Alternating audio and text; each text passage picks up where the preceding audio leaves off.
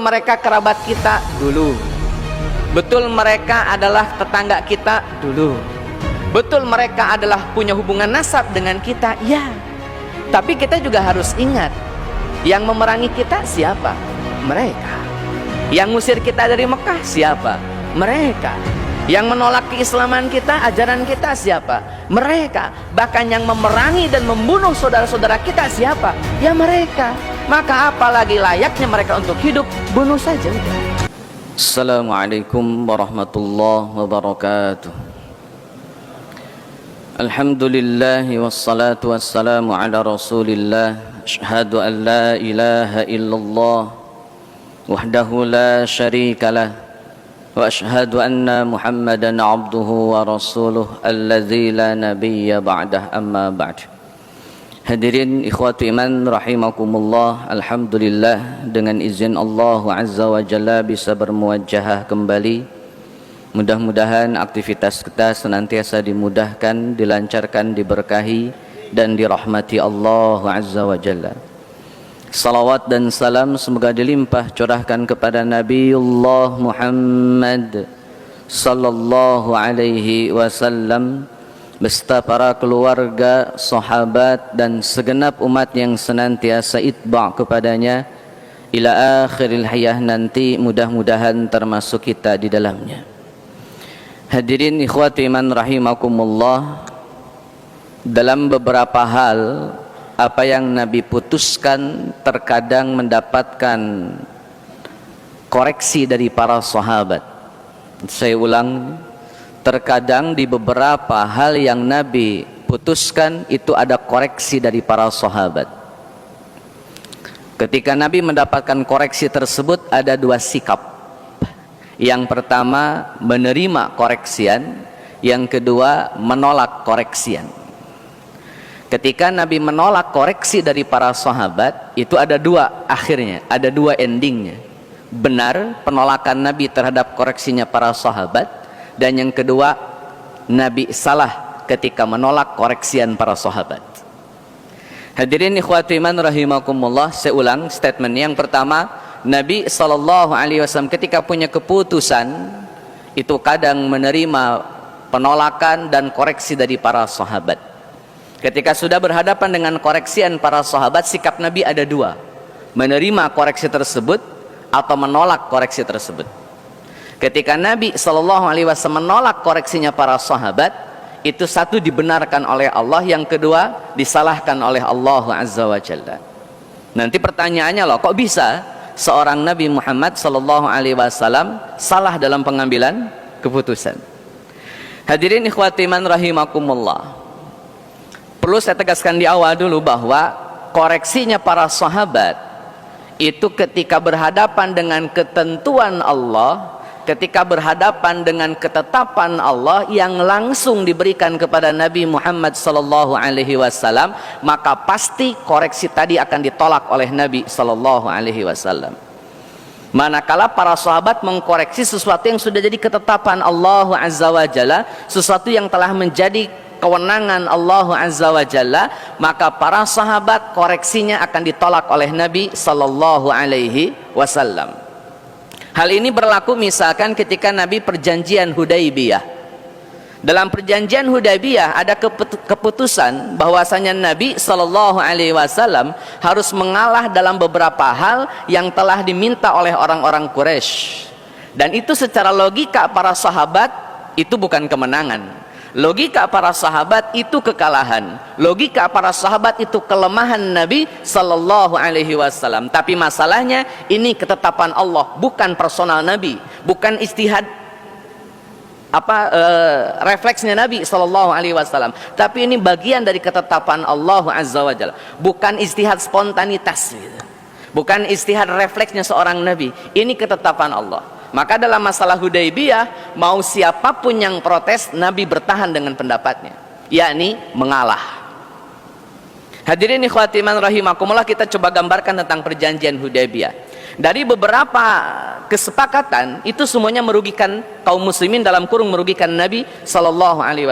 Yang pertama misalkan kalimat Bismillahirrahmanirrahim, Ar-Rahman Ar-Rahimnya harus dicoret, dan bismillahirrahmanirrahim harus diganti dengan kalimat bismika Allahumma.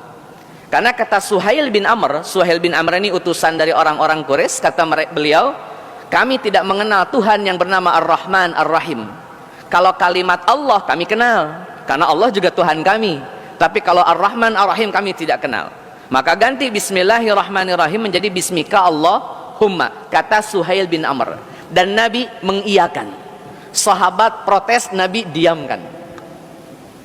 Hadirin ikhwati man rahimakumullah. Yang kedua, ketika Nabi SAW diminta oleh orang-orang Quraisy, kalau ada orang Mekah datang ke Madinah, balikin. Ada orang Mekah kabur ke Madinah pengen masuk Islam, balikin ke kota Mekah. Tapi kalau ada orang Madinah yang pergi ke kota Mekah, maka jangan diminta untuk balik, jangan diminta pulang, biarkan dia tinggal di kota Mekah. Ini agak kurang fair ini. Kalau orang Mekah datang ke Madinah, pulangin. Orang Madinah datang ke Mekah, biarin. Kan ini kurang fair. Para sahabat gelisah dengan keputusan itu. Nabi mengiyakan. Koreksi para sahabat, komentar para sahabat ditolak oleh Nabi SAW. Yang terakhir saya ringkas, dari ada 10 perjanjian, yang terakhir saya ringkas. Nabi Allah Muhammad SAW ketika tanda tangan, itu kalimatnya Muhammad Rasulullah. Kata Suhail bin Amr, Muhammadnya kami terima, karena dengan kita, dengan Muhammad tidak ada masalah. Tapi Rasulullahnya kami tidak terima. Bukankah gara-gara kalimat Rasulullah kita berperang, kita bertempur, kita bermusuhan? Rasulullahnya coret, ganti dengan Muhammad bin Abdullah. Hadirin ikhwati man rahimakumullah. Para sahabat protes lagi, tapi Nabi biarkan, Nabi tolak protes para sahabat. Nabi tetap dengan keputusannya, coret Rasulullahnya, ganti Muhammad bin Abdullah. Hadirin ikhwati man rahimakumullah. Kenapa Nabi menolak semua protes para sahabat? Bahkan sekali Umar bin Khattab radhiyallahu an, itu protesnya agak sampai pada level kurang sopan itu. Protesnya seorang Umar sampai pada level kurang sopan mungkin dalam kacamata seorang sahabat. Umar bin Khattab ketika ketemu dengan Nabi setelah perjanjian disepakati, kata Umar, ya Rasulullah, antum ini Nabi bukan? Jawaban Rasulullah, saya Nabi. Ya Rasulullah, kita ini dalam kebenaran? Kata Rasulullah, kita dalam kebenaran. Mereka orang-orang Quraisy dalam kebatilan, mereka dalam kebatilan. Terus kenapa ngalah Rasul? Kenapa ngalah? Padahal Bapak Ibu yang Allah muliakan, perjanjian Hudaybiyah ini di dalamnya pun ada peristiwa lain, yakni Bai'ah Ridwan, di mana Bai'ah Ridwan ini 1.400 orang kaum muslimin siap untuk sehidup semati membela Utsman bin Affan radhiyallahu an yang pergi ke Mekah dan tak kunjung kembali. Dan terdengar kabar berita burung gitu, kabar burung bahwa Utsman bin Affan telah dibunuh oleh orang-orang Mekah.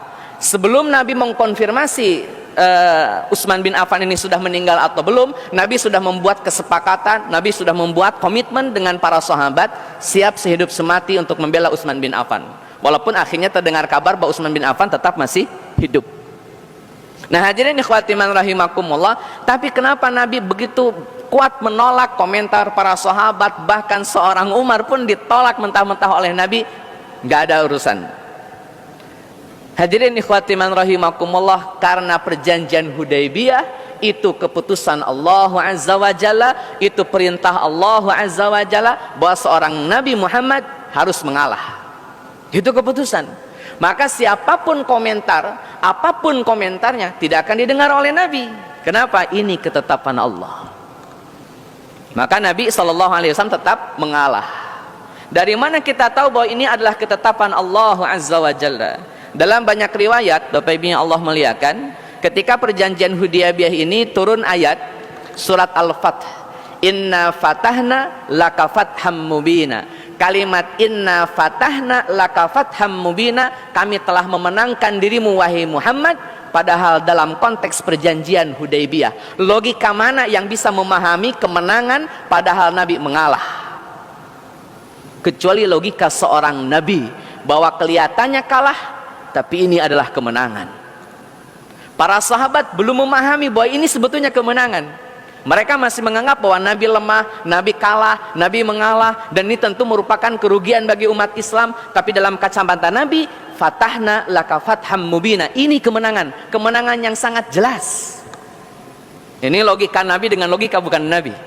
Nah hadirin ikhwati man rahimakumullah, jadi Nabi ketika punya ketetapan, dan ketetapan itu merupakan perintah Allah, ketetapan dari Allah, instruksi dari Allah, maka siapapun yang protes ditolak. Itu kaidahnya.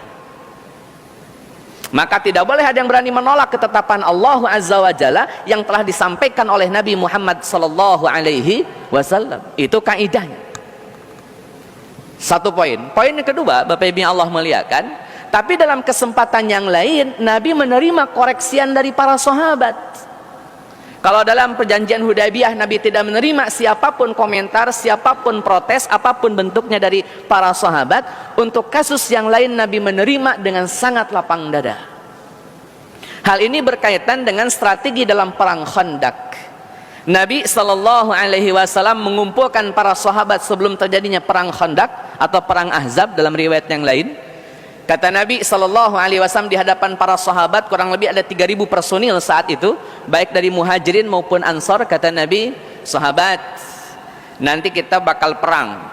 Orang-orang kafir Quraisy, orang-orang Arab Syam, dan beberapa Yahudi telah mengerahkan pasukan untuk menyerang kota Madinah.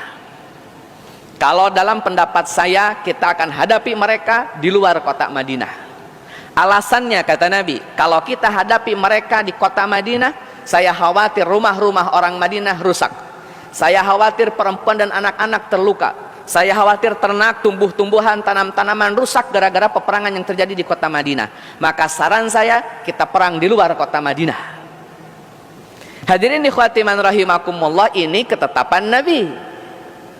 Tapi bukan ketetapan langsung dari Allah Azza wa Jalla. Itu ijtihad Nabi, bukan instruksi dari Allah Azza wa Jalla. Tidak sama dengan perjanjian Hudaybiyah. Karena perjanjian Hudaybiyah Nabi mengalah, itu instruksi.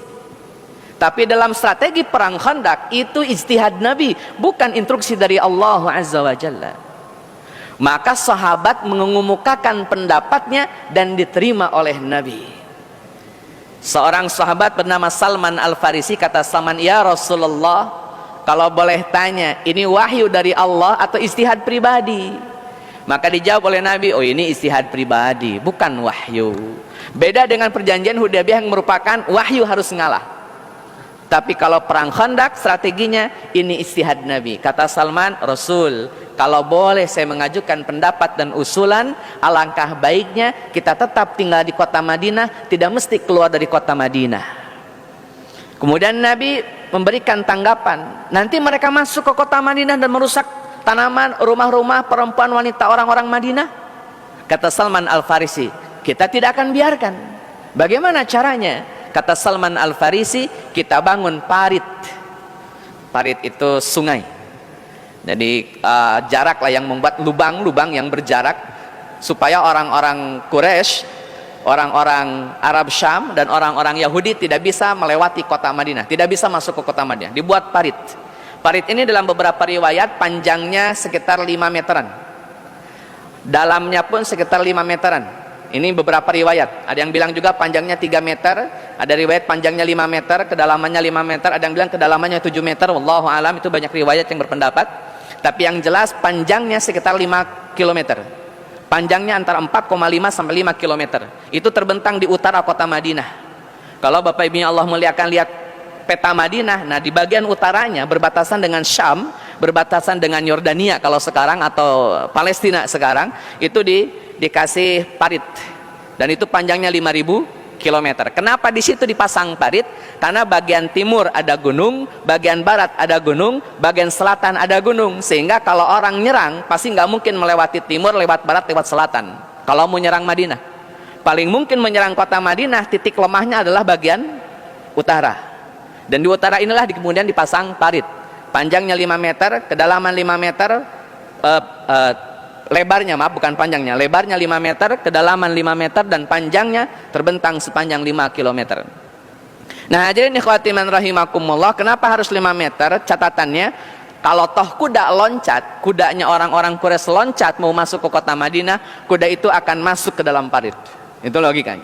Dan kalau sudah masuk ke dalam parit, kuda ini tidak akan bisa naik lagi. Itu logikanya.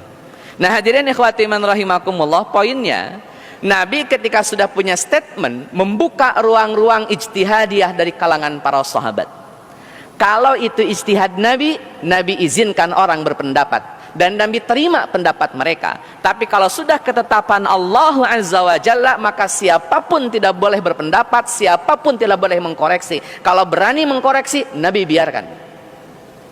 Tapi kalau ijtihad Nabi, Nabi membuka ruang-ruang koreksian. Makanya Salman Al-Farisi ketika berpendapat kata Nabi, oke, kita praktekkan parit.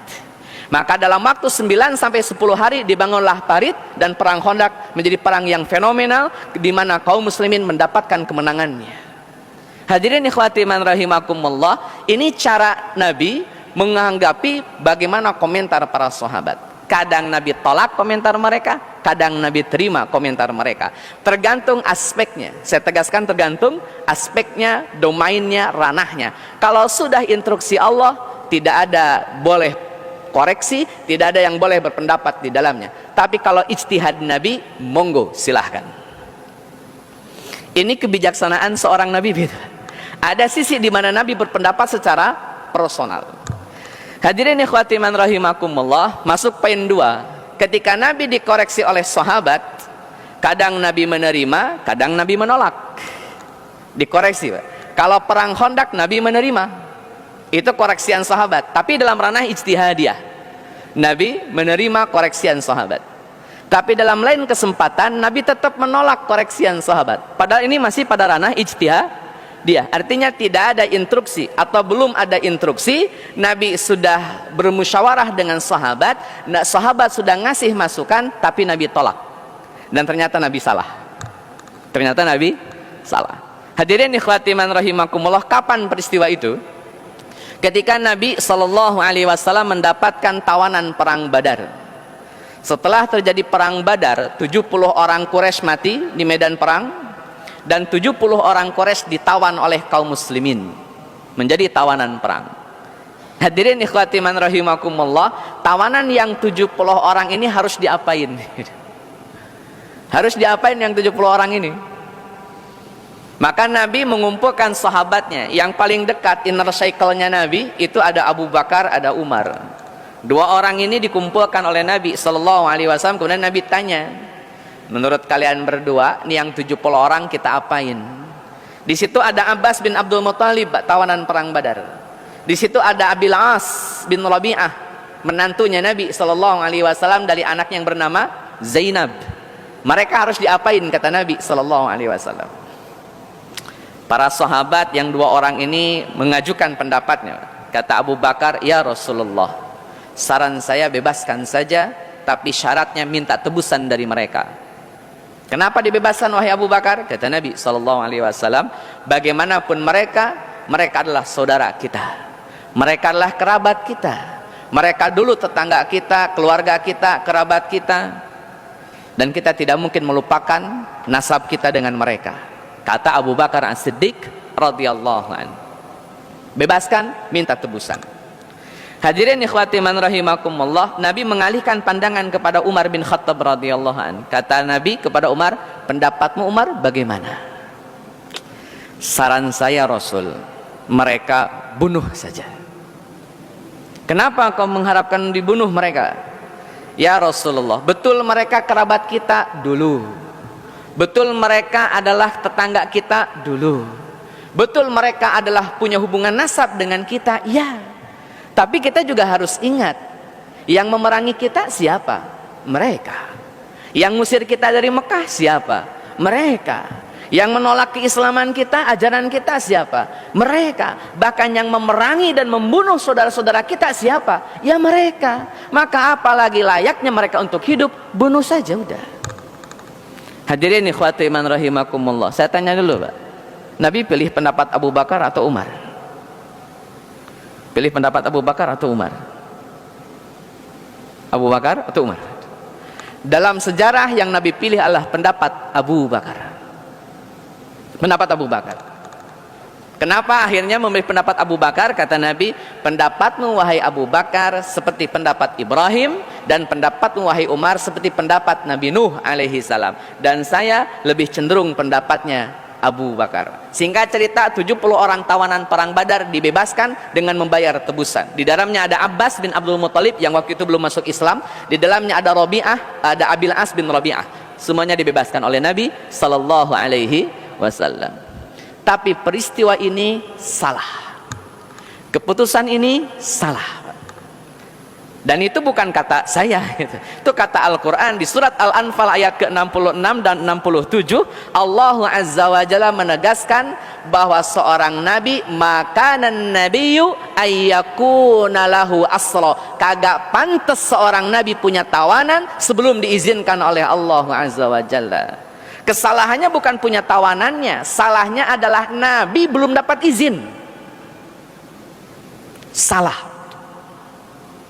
Sampai dalam satu riwayat, Nabi Abu Bakar setelah turun surat Al-Anfal ini, Nabi nangis, Abu Bakar nangis. Umar bin Khattab lewat, lihat Nabi nangis, lihat Abu Bakar nangis. Umar kaget, ada apa gerangan ini? Umar nanya, ya Rasulullah, kenapa antum berdua nangis? Nabi diem, Abu Bakar diem. Umar mendesak, nanya lagi, wahai Rasulullah, kenapa antum nangis berdua sama Abu Bakar? Masih belum ada jawaban. Didesak lagi, masih tidak kunjung ada jawaban. Akhirnya Umar yang nangis. Kata Nabi, Umar, kenapa ente nangis? Saya bingung Rasul, lihat antum berdua nangis, tidak tahu kenapa nangisnya. Ya sudahlah, mending saya nangis saja lah itu. Lebih gampang aja. Cari lempengnya aja lah. Akhirnya Umar nangis. Maka dijelaskan oleh Nabi bahwa yang benar adalah pendapatmu wahai Umar. Tapi kan sudah kadung dibebaskan, sudah kadung dibebaskan. Itu satu poin. Jadi Nabi menerima masukan sahabat, tapi Nabi tolak masukan sahabat, dan ternyata yang betul adalah masukan sahabat, bukan Nabi. Kasus kedua, Bapak Ibu yang Allah muliakan, bersih berkaitan dengan Umar bin Khattab radhiyallahu an. Nabi dikoreksi oleh sahabat, dan koreksian ini justru dibenarkan oleh Al-Quran, padahal Nabi menolak koreksian sahabat tersebut. Hadirin ikhwati man rahimakumullah, kita tahu di kota Madinah ada tokoh munafik, kelas berat munafiknya. Namanya adalah Abdullah bin Ubay bin Salul, masyhur terkenal sebagai tokoh munafik. Dan saya ingin tegaskan dulu Bapak Ibu yang Allah muliakan, munafik di zaman Nabi tidak menggunakan ayat-ayatul munafiqina salasatun idza haddasa kadzdzaba wa idza wa'ada akhlafa wa idza tumina khana, bukan itu hadisnya. Orang munafik di zaman Nabi itu menggunakan ayat fi darkil asfali minan nar. Mereka berada di keraknya neraka. Kenapa? Karena orang munafik hatinya mukmin, hatinya kafir, tapi yang ditampakkan mukmin. Itu munafik namanya. Jadi kalau ditanya munafik itu muslim kafir? Kafir. Zaman Nabi. Munafik itu muslim kafir? Kafir. Tapi pura-pura muslim. Nah, itu munafik. Abdullah bin Ubay bin Salul. Hadirin ikhwati man rahimakumullah, Abdullah bin Ubay bin Salul punya anak namanya Abdullah. Ini nama bapak sama anak sama, agak kurang kreatif ya. Namanya Abdullah bin Ubay bin Salul punya anak, anaknya namanya Abdullah. Ini bapak sama anak sama-sama namanya Abdullah. Singkat cerita, Pak, Abdullah bin Ubay bin Salul mati. Abdullah anaknya Abdullah bin Ubay bin Salul, Abdullah 2 lah biar gampang. Abdullah 1 mati. Abdullah 2 datang kepada Nabi. Kata Abdullah 2, ya Rasulullah, ayahanda saya meninggal. Saya mohon izin dimaafkan kesalahan-kesalahan ayahanda saya. Saya tahu dia munafik, tapi tolong maafkan dia ya Rasulullah. Bagaimanapun dia adalah ayah saya. Yang kedua, Pak, permintaan Abdullah 2, ya Rasulullah, kalau diizinkan dan diperkenankan, saya minta gamis antum, supaya gamis ini saya jadikan kain kafan bapak saya. Yang ketiga, Pak, permintaannya, tolong solatkan bapak saya. Hadirin ikhwati man rahimakumullah, tolong maafkan, tolong berikan gamis, dan tolong solatkan. Itu permintaan Abdullah 2 kepada Nabi sallallahu alaihi wasallam. Saat itu Nabi bersama Umar bin Khattab radhiyallahu an. Maka Nabi bawa gamisnya, dikasih kepada Abdullah 2, kafankan dengan gamis ini bapakmu. Nabi bergegas mau mensolatkan, Pak. Ketika Nabi sedang bergegas mau mensolatkan, bajunya Nabi ditarik oleh Umar bin Khattab radhiyallahu an. Kata Umar, ya Rasulullah, kita mau solatin munafik? Kata Nabi, ya kita solatin dia. Kata Umar, dia munafik Rasul. Saya tahu, kan saya yang bilang munafik. Kan itu statement dari saya tahu. Kata Umar, iya tapi kenapa harus disolatin orang munafik? Kata Umar bin Khattab, Bapak Ibu Allah muliakan, bukankah Allah kalau engkau berdoa selama sebanyak 70 kali, ini kata Umar, bukankah ya Rasulullah jika engkau berdoa memohonkan ampunan bagi orang munafik 70 kali, maka doamu, permohonan ampunanmu tidak akan Allah terima. Jadi Nabi doain memohonkan ampunan untuk Abdullah bin Ubay bin Salul 70 kali, itu yang 70 nggak akan Allah terima. Ini bukan masalah yang doanya siapa, tapi masalahnya yang didoakan siapa. Nggak pantas Abdullah bin Ubay mendapatkan doa seperti itu. Makanya kata Umar bin Khattab, bukankah Allah tidak akan menerima pengampunanmu, permohonan ampunanmu untuk orang munafik kalau toh kamu sudah berdoa memohon ampun sampai 70 kali. Kata Nabi, saya tahu. Terus kenapa mau juga disolatin? Maka jawaban Nabi SAW, wahai Umar, andai 70 permohonan ampunan untuk orang munafik Allah tolak, maka saya akan memohon ampunan lebih dari 70 kali. Kalau 70 kali itu pasti ditolaknya, ya saya 71, 72, 73. Kan dengan harapan yang 3 bisa Allah terima. Karena yang jelas tidak akan diterima yang 70. Kalau 75 kalimanya punya peluang diterima. Kalau 80 10-nya punya peluang diterima. Yang 70 oke, nggak bakalan diterima oleh Allah. Maka saya akan memohonan ampunan untuk orang itu lebih daripada 70 kali. Bapak Ibu Allah muliakan, silakan cek. Itulah cara Nabi mensikapi orang munafik sekali Abdullah bin Ubay bin Salul. Insyaallah. Karena Umar sudah digituin sama Nabi, ya Umar nurut saja, Pak. Dalam hati Umar, ngapain sih nyolatin orang munafik? Hadirin ikhwati man rahimakumullah, Nabi dan Umar bin Khattab mensalatkan Abdullah bin Ubay bin Salul. Dikubur sebagaimana layaknya seorang muslim. Bahkan diyakini oleh sebagian orang yang tidak tahu barangkali bahwa dia memang seorang muslim, padahal hatinya kafir. Saya ulang, hatinya kafir. Hadirin ikhwati man rahimakumullah, turun ayat yang mengkoreksi praktik Nabi sallallahu alaihi wasallam. Di surat At-Taubah, silakan nanti Bapak Ibu Allah muliakan cek. Di surat At-Taubah, surat ke-9 ayat 80, 81, 82, 83 sampai 84, itu koreksi Allah Azza wa Jalla untuk Nabi Allah Muhammad sallallahu alaihi wasallam. Ayatnya, tidak boleh mensolatkan orang munafik di antara mereka. Berarti yang benar pendapat Umar, bukan pendapat Nabi. Saya bagi lagi teman-teman semuanya, hadirin ikhwati man rahimakumullah. Kalau Nabi sudah dapat instruksi, maka instruksi ini tidak bisa diganggu gugat. Tapi kalau Nabi disodorkan pilihan, belum ada instruksi baru pilihan, maka pilihan itu akan kembali kepada keputusan Nabi. Kadang betul pilihannya, kadang salah pilihannya. Ketika bicara perang Khandaq, Nabi diberikan pilihan, tidak ada wahyu tentang bagaimana strategi perang Khandaq. Nabi diberikan pilihan, perang di luar Madinah atau di dalam Madinah dengan adanya parit. Nabi memilih perang di dalam Madinah dengan adanya parit, dan itu dibenarkan. Tapi dalam kasus tawanan perang Badar, Nabi ditegur. Dalam kasus orang munafik, Nabi ditegur.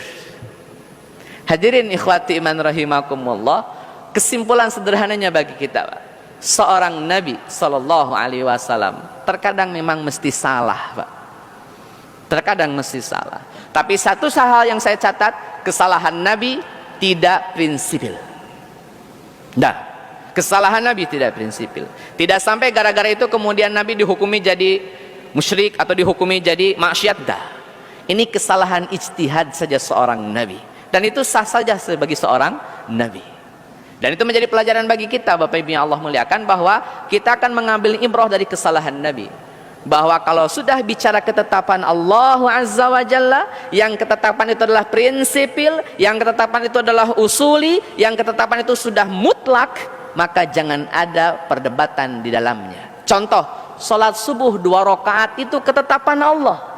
Sholat isya 4 rakaat itu ketetapan Allah. Salat maghrib 3 rakaat itu ketetapan Allah. Maka jangan otak-atik ketetapan Allah. Bicara ketentuan waris, laki-laki 2, perempuan 1, itu ketetapan Allah. jangan diotak-atik. Urusan zakat, ada zakat emas di situ, sebanyak 20 dinar keluarkan zakatnya. Atau ketika sudah punya emas senilai 85 gram, maka keluarkan zakatnya 2,5%. Itu ketetapan Allah, maka tidak ada yang boleh merubah ketetapan Allah tersebut. Haji harus di Mekah dengan ada tawaf, ada sa'i, ada jumroh, ada wukuf, ada mabit, ada yang lainnya, maka itu pun ketetapan Allah, jangan dirubah. Tapi kalau masuk ranah-ranah ijtihadiyah, maka itu tidak menjadi ketetapan yang baku. Nabi SAW makan dengan 3 jari, ini bukan ketetapan Allah, ini kebiasaan Nabi. Karena yang dimakan adalah kurma, yang dimakan adalah roti. Kalau makan bubur ayam, bubur kacang, tentu tidak harus pakai tangan 3 jari, Pak. Pakai sendok idealnya. Maka ranah-ranah itu, ranah-ranah ijtihadiyah, tidak sekaku sebagaimana ranah-ranah yang tadi sifatnya prinsipil. Perlu ada pembeda, kapan kita boleh punya ijtihad yang lain, kapan kita tidak boleh punya ijtihad yang lain. Urusan jumlah sholat, tidak ada ruang-ruang ijtihadnya. Tapi teknis sholatnya bisa jadi ada beberapa ruang-ruang ijtihad. Saya kasih contoh, Pak. Sholat subuh 2 rakaatnya mutlak, tidak boleh ada perubahan di dalamnya. Tapi bicara tentang takbiratul ihram salat subuh, apakah sejajar dengan bahu atau sejajar dengan telinga, itu bukan prinsipil, silahkan pilih. Bicara kunut subuh, itu bukan prinsipil, karena tidak ada ulama yang menegaskan tanpa kunut batal salatnya, atau gara-gara kunut batal salatnya, tidak ada. Silakan cek. Saya baca pendapat Syekh Utsaimin rahimahullahu ta'ala, bahkan saya baca ulama-ulama dari Lajnah Daimah yang mu'tabarah, mereka sepakat kalau imamnya kunut, makmumnya ikut kunut.